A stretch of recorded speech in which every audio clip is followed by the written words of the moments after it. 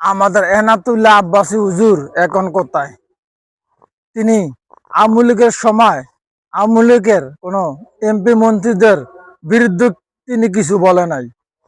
যখন আওয়ামী লীগ বিদায় হয়েছে, যখন আমাদের এই জানি ডক্টর ইউনূস ক্ষমতায় আসলো, এনসিপির লোকেরা ক্ষমতায় আসলো, নাই সার্জিস তাদেরকে বলছে তারা হইছে চর্বি জমাই গেছে, তাদের শরীরে চর্বি হইছে, অনেক দামি পোশাক পিনতে, অনেক দামি জুতা পিনতে।